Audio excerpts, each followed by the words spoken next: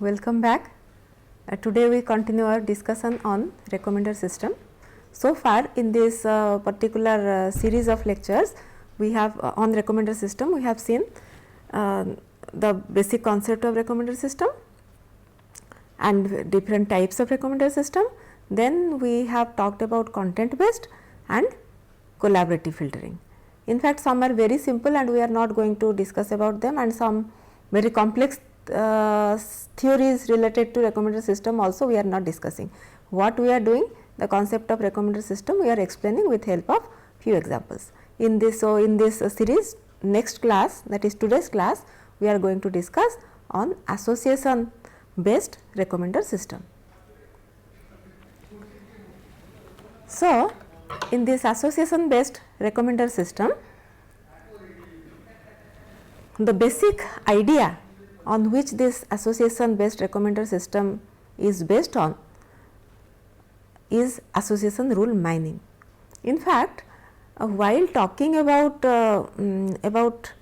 talking on the analysis of access log, we had little bit discussion on this particular topic, like how association rule mining can be used to connect, to find out which pages are browsed together within a session and what are those frequent sequence of pages which are browsed within each session.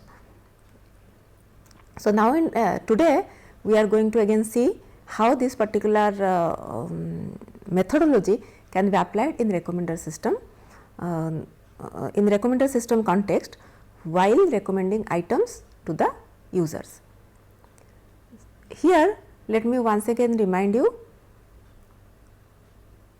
while discussing about the concept of recommender system, we know that recommender system basically, while the data that constitute the is used for recommendation is of three types. One is user item rating matrix, one is user demographic data, another is item details. Okay. So, let us try to understand that how this data can be used for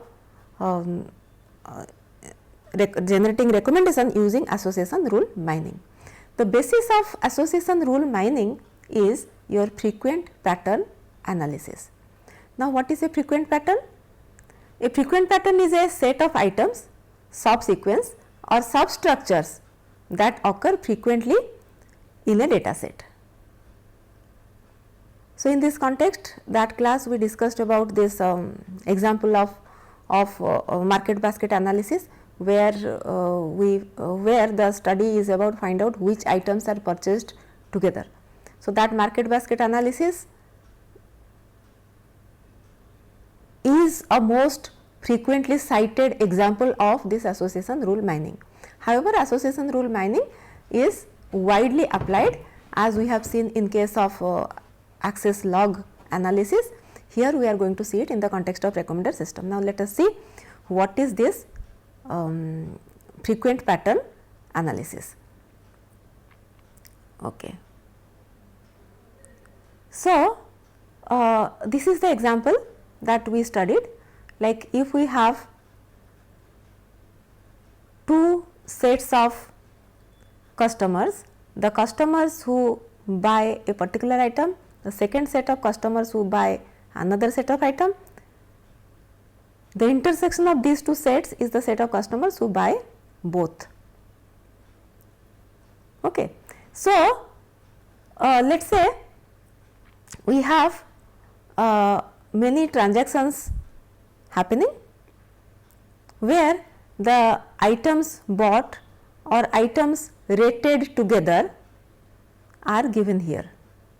So, which means you can associate in the context of recommender system, you can associate it with the idea of many items viewed together in a particular session or many items purchased together in a particular session. In the context of e-commerce, when you visit e-commerce site, many times you view items together, but you do not purchase. So, irrespective of if you would like to suggest the items, it is not always that items need to be bought together. Many times what the users do, they will be looking at the items in an online store, but they will be buying the item in a physical store. So, therefore, for the purpose of collecting the data, even when the items are viewed together are collected. Okay. So, now each user has viewed a number of items, or maybe he has purchased a number of items together in a particular session. Let each transaction be that. So, these are the transaction IDs and these are the items which are bought or viewed together. Now, each of these item we say is one item set.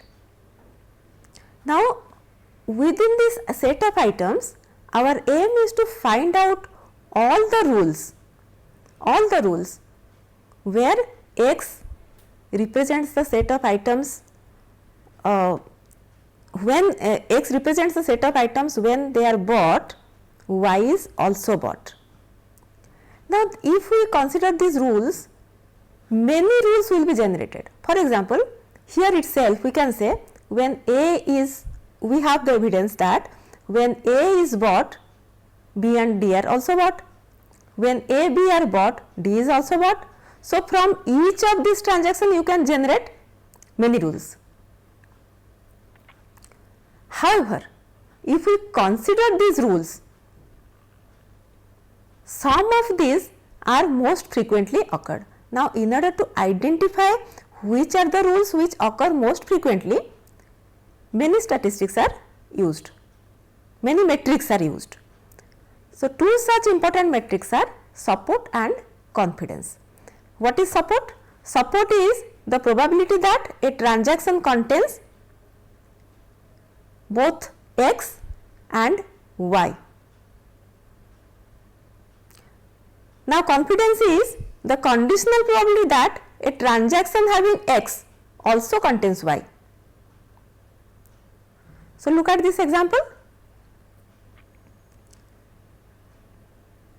Assume that you now see this minimum support and minimum confidence, you can decide yourself from your data set, I mean depending on your data set. Now, suppose we assume that minimum support is 50% and minimum confidence is also 50%, and suppose we got the frequent patterns that A has occurred 3 times, look, A has occurred 3 times, B has also occurred 3 times, D has also occurred, D has occurred 4 times, E has occurred 1, 2, 3 times,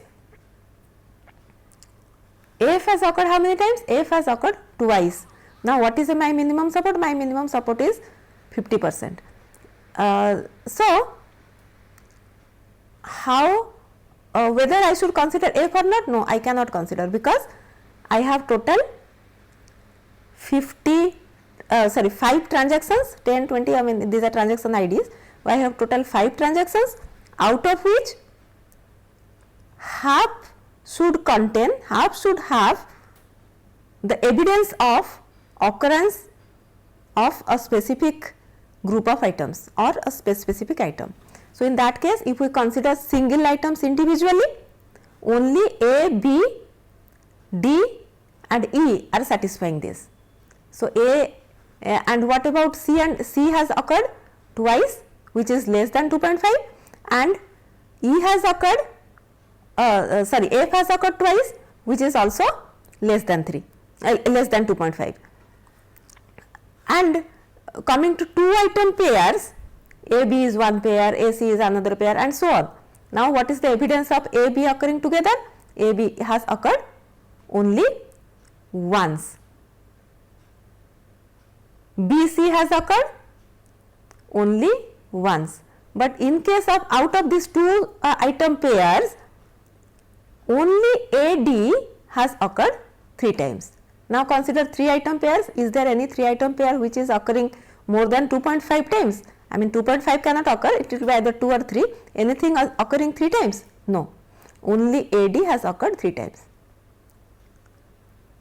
Now, when these are my frequently occurred item sets, right now this A, B and D cannot be A, B, D and E cannot be considered because they are single item sets.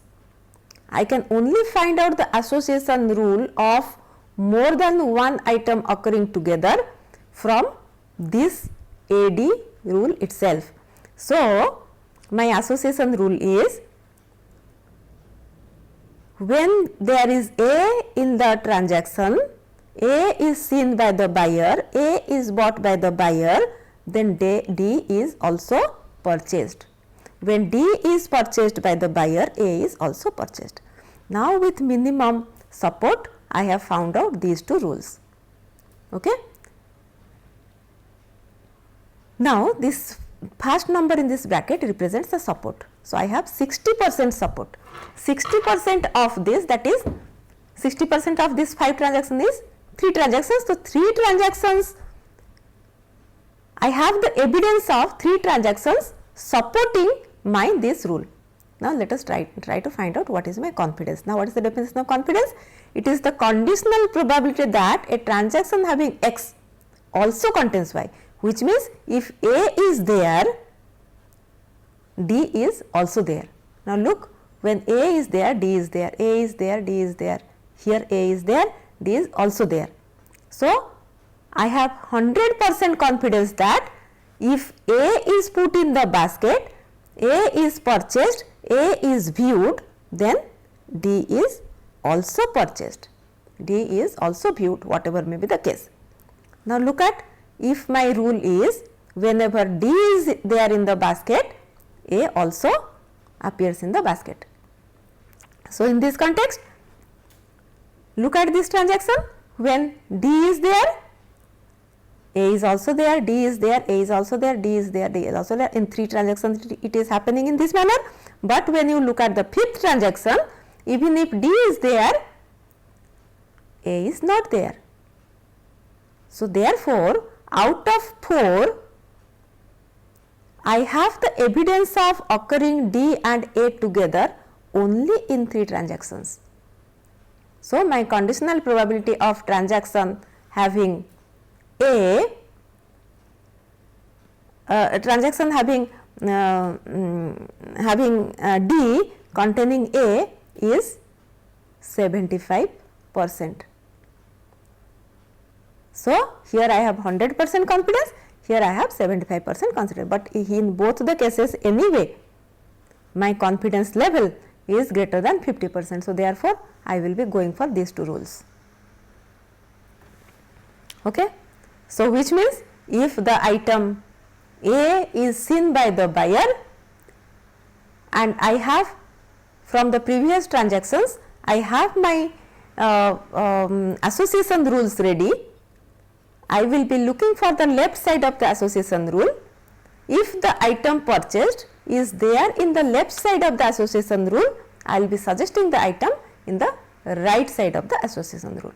Now, if I have very large number of rules, what do? I choose the one with very high confidence. Okay. Now, let us go a little bit more details about it. This is we have already discussed. Let me just remind you once again. Now, this is about this interestingness measures. This support and confidence, these are interestingness measures. In fact, when we talk about association rule mining, these 2 are not the only interestingness measures. There are many more measures as well, but these are more these are widely used measures of interestingness and easy to compute. So, association rule mining searches for interesting relationships among items in the given data set. Here we are considering 2 measures of interestingness, support and confidence, and our aim is to find all the rules with where left side is X and right side is Y with minimum support and confidence. Support S is the probability that a transaction contains both X and Y. I mean, this is if we consider the entire data set, out of all the data sets where both the items have occurred together, that is my support. So, the percentage of places where both the items are obtained together is my support. My support count, which instead of representing in terms of probability or in terms of percentage, I can tell support count. If my data is, I have 50 tuples, then out of that if my support, I decide my support count to be 50%, then 50 transactions has to contain the rule, contain the frequent item from which I am going to derive the rules. Now, next is the confidence. As I have told you, it is the conditional probability that a transaction having x also contains y. So, how to compute it? It is the number of tuples containing both x and y divided by the tuple containing x alone. Okay. So, this is about finding the frequent patterns, but once you find out the how do you exactly find out the frequent patterns, and therefrom you generate the rules. There are many algorithms for this. Just for the example demonstration purpose, we have chosen this a priori algorithm, but let me tell you, a priori algorithm is not a very efficient algorithm, and why it is not efficient algorithm, that we are going to see shortly. So, let us try discussing about the a priori algorithm. This a priori algorithm is built on a priori principle. Now, what is this a priori principle? This a priori principle says, suppose an item set is not frequent, that is, it does not have the minimum support, then if you add another item to that set, then the resulting set cannot be more frequent, which means like if we go back to our last example, here one of the frequent pattern is D. D is in 3 places, in 4 places. Okay. So, to this set, if I add one more item, it cannot occur more than 4 times. Naturally, it will be a subset of that set. Either the item will occur all the time, for example, D has occurred 4 times, but when we consider add another item to this set, this is this singleton set D, if we add another item, that is A is occurring only 3 times, and which means A and D are occurring 3 times. So, it is anyway less than equal to 4. Okay. Similarly, for A is occurring 3 times, it is a frequent pattern. Now, if I add another item, let us say D, it cannot be more than, because A itself is occurring 3 times, how it can go beyond that. So, it will occur maximum 3 times. Now, so look, if with A I add B, A is a frequent pattern 3 times occurring, B is another frequent pattern. Now, A and B together will be either 3 times occurring or they will be less time occurring. Now, look at this, AB is here. In fact, we have only one evidence of AB occurring together, that is how AB is not a frequent pattern in this case. Okay. So, this a priori principle, which basically is an anti-monotone property, which says that if a set cannot pass a test, then all its subsets will also fail the test. So, if this a priori, using this a priori principle, this a priori algorithm is designed. So, there are 2 steps in this a priori algorithm, one is join and another is prune. Now, before we go through the details of this algorithm, let us first find out through an example that the steps involved in this one, then we go back here and go through the algorithm once again. Okay. Now, look, these are my transaction IDs, these are the items. Let us try to generate association rules. I have 4 transactions with all this. Let my support count be 50%, that is 2. So, let us first find out what are my frequent patterns. So, to start with, I make a scan of the database containing the transactions and find out all the transactions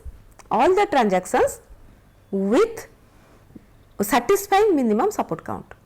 So, the transactions first of all I will be starting with all the singleton sets. So, A, B, C, D, E together, I mean the individually how frequently they occur in this transaction set. So, this is 2, 3, 3, 1 etc. Now,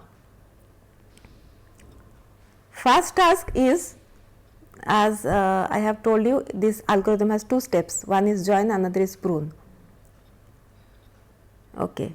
So, now here first we will be pruning, we will be removing that pattern which is not frequent. Now, why should I remove this D which is occurring only once and not satisfying support count? The reason is, since A is not a D is not a frequently occurred item, if I add one more item to this, then that is not anyway going to be frequently occurring. So, therefore, I drop D and now I have A, B, C and E. These are the singletons which are occurring frequently. My next step is to join them together.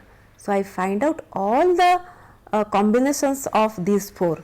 A can be combined with these 3, A, B, A, C, A, E, then B can be combined with these 2, B, C, B, E, then C can be combined with E. So, this makes all my 2 size 2, I mean the here the set size is 2. So, now the next task is I go back to the original data set, that is this transaction data set, and search for the co-occurrence of these 2 items together, I mean occurrence of these sets.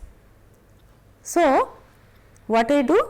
I go back and in this transaction set, this set of transactions, I search for these co-occurrence of these 2 items and find out its frequency. So, AB is occurring once, AC is occurring once and twice, BC, I am taking this from these values,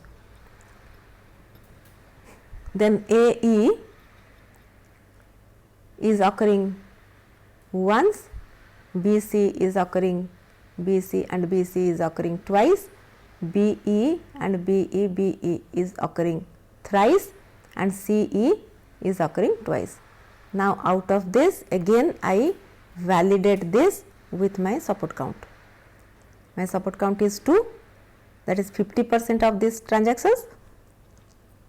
So, again following the a priori principle, I drop this one, I drop this one as well as this one.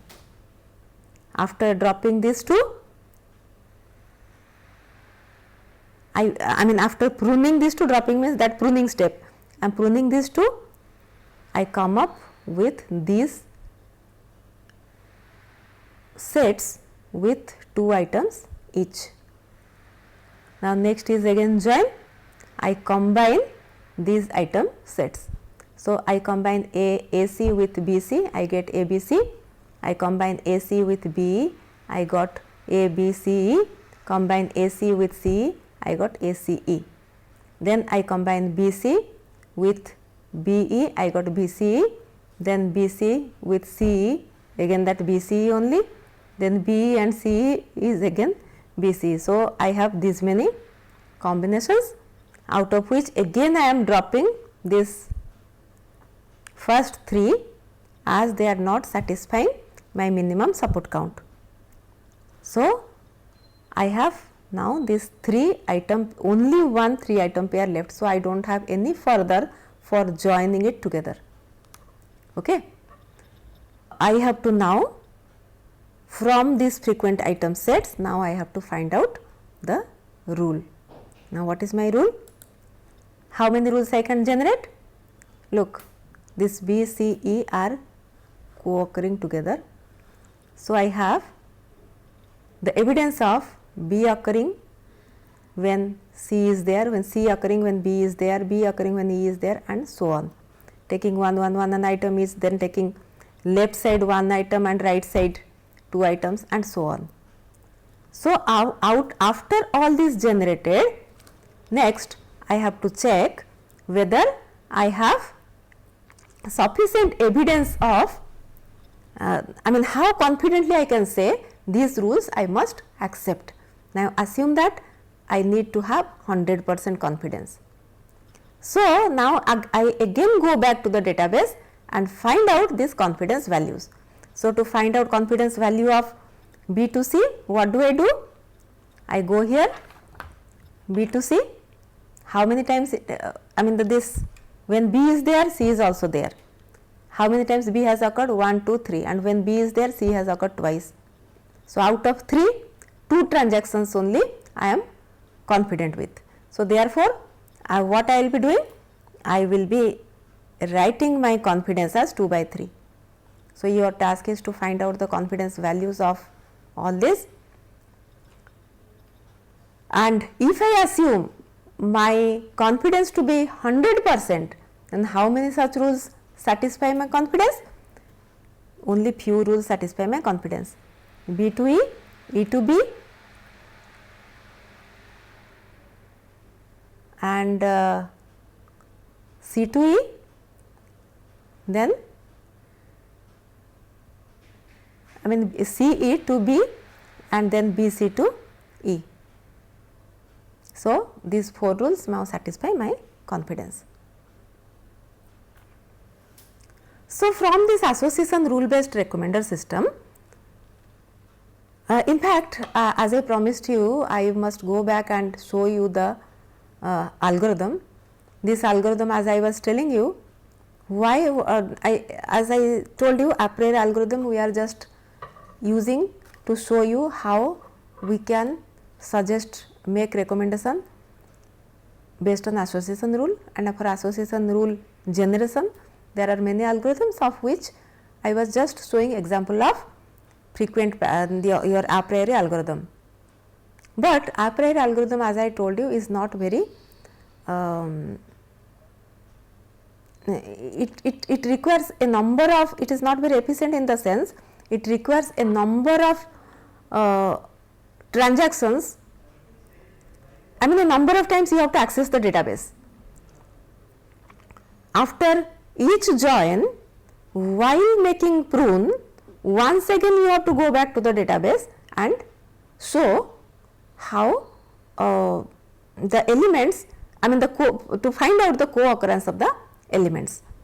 So, here it is said, the same thing is said here.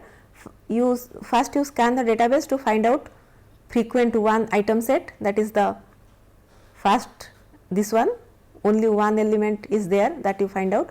Then first you execute prune, then you to put it in some temporary variable and you join it. These steps we have already discussed. Then you prune and you scan data set to get the frequency count of each. So, this scanning, with each prune this scanning occurs. So, because every time you are accessing a secondary data secondary storage, here in the example we have shown only 4 items, but in a typical transaction you think of Amazon, there will be millions of transactions. If we consider purchase alone, there will be tens of thousands.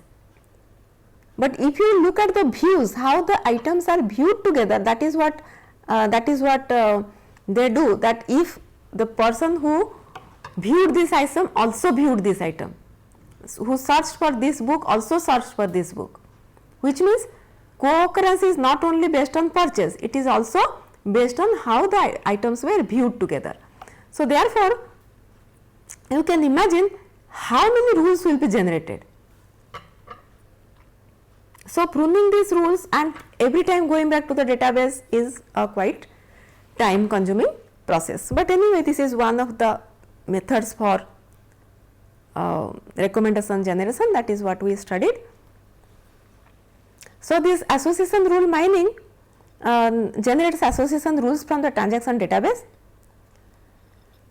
Now, to generate top n recommendations, what you have to do? You find the association rule supported by the active user, whose left hand side appears in the active user's transaction.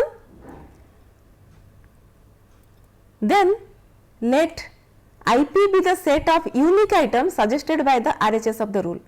There will be many rules where the left hand side will be the items chosen by the buyer, and there will be one right hand side which is another item.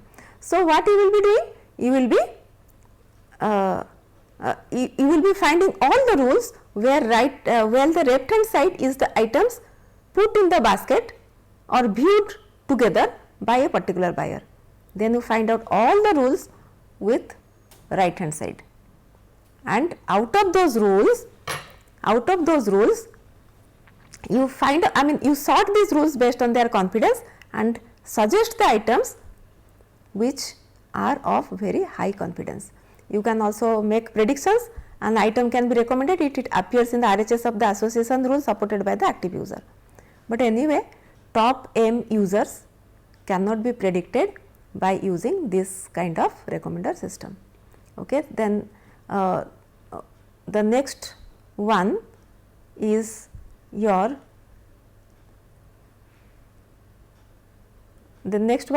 demographic based recommender system, which we will be seeing shortly. In this demographic based recommender system, let me remind you, so far we have used this rating data in case of collaborative filtering as well as association rule mining. In association rule mining, how did we use the rating matrix? Rating, as such rating data we did not use, but wherever the ratings were given together, once again I remind you, these ratings are not the explicitly given user rating. These may be generated by the system by observing the behavior of the user, his browsing behavior or some other, how much time he is staying and so on. So, in that matrix, wherever the items were occurred together, that we consider for association rule mining. So, association rule mining used and collaborative filtering both use that rating matrix. Then content based filtering was using the item details, that is the item vector. We had three things: item vector and rating matrix and the user demographic. Now, this particular method will be using user demographic data. Okay, let us see what happens in this. So, in this approach, one has to recommend the items to a user based on the preferences of the user whose demographics are similar to that of the user, active user who is under consideration right now. Now, unlike other approach where the recommendations are made at the item level, here the recommendations are made at the category level to help the user. So, this is a more generalized form of information, and this generalization happens because of the sparsity problem, which means if two users are demographically similar, that may not mean that all of them have seen similar items. So, therefore, there may be many sparse data, there may be many elements in one user's rating vector which is not there in the second user. Similarly, something which is there in the second user may not be there in the first user. Now, how this sparsity can be reduced? If we combine the items into groups, it may so happen that one of the items of that group is commonly viewed. So, that way it reduces the sparsing problem. So, now what is the typical advertising for this application of this particular recommender system? Basically, it is used in for advertising, for target advertising purpose. So, the steps here are the data transformation. During this stage, you generate the set of training example each of whose input attributes are the demographics of a user, and the decision outcome of the outcomes are category preference of the user. So, you have a predictive model in which the inputs are the the user demographics, then the output is the preference. Now, usually for this category to building this category preference model, any generic predictive tool, that is artificial neural network, decision tree, etc., can be used. In fact, decision tree example we have already seen in content based. So, same thing can be used here as well. So, then is the thing is the next you have to generate the recommendation. Now, given the demographic data of an active user, one has to generate the recommendation by performing the reasoning on the category preference model, which is nothing but a predictive model like artificial neural network, decision tree, etc. So, which is already trained on the demographic data. So, now in the data transformation stage, the transformation of the preference data, which is collected at the item level to the category level, is taken care of. Either you used see what is the input to the model. Input to the model is the user demographics, his age, his profession, and so on.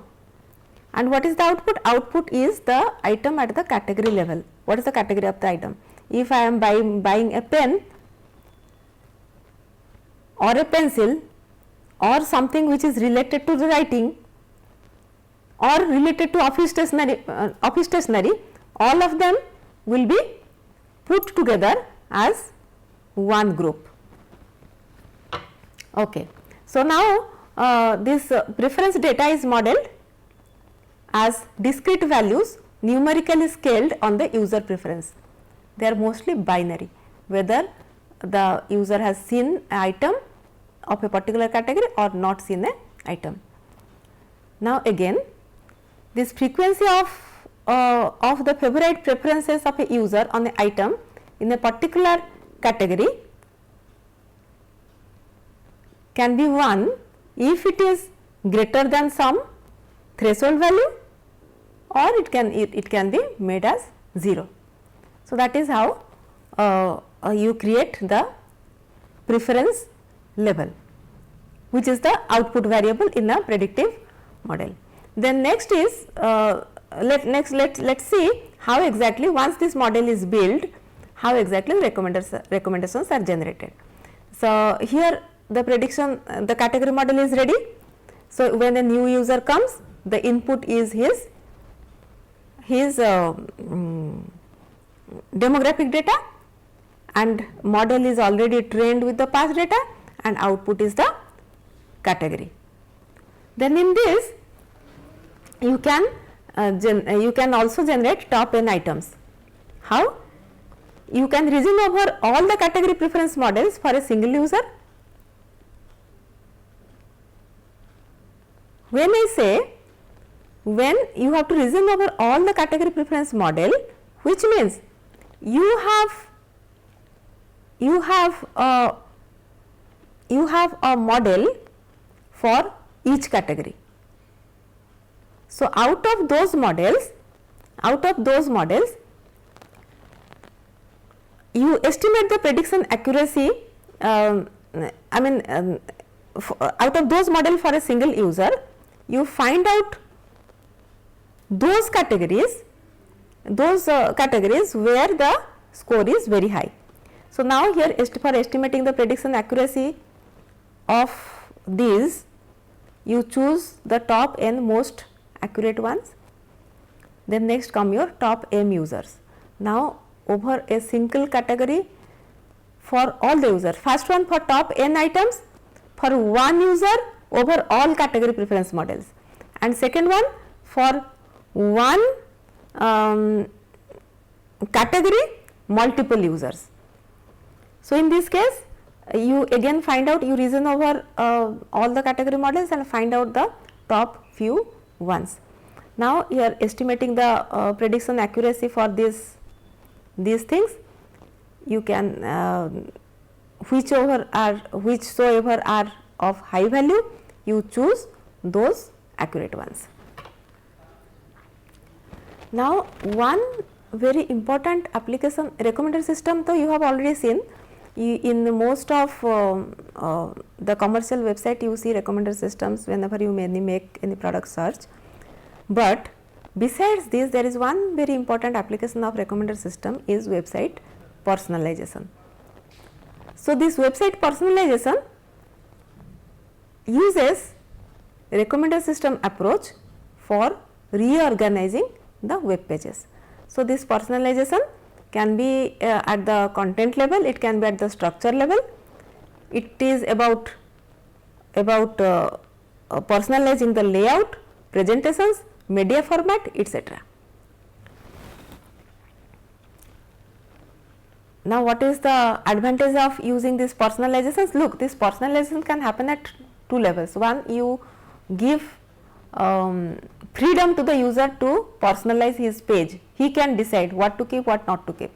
But if the process is automated, looking at his behavior and matching his behavior with behavior of the other people and looking at his viewing pattern of different items, you can organize. If one page is automatically organized, we can say it is the personalization.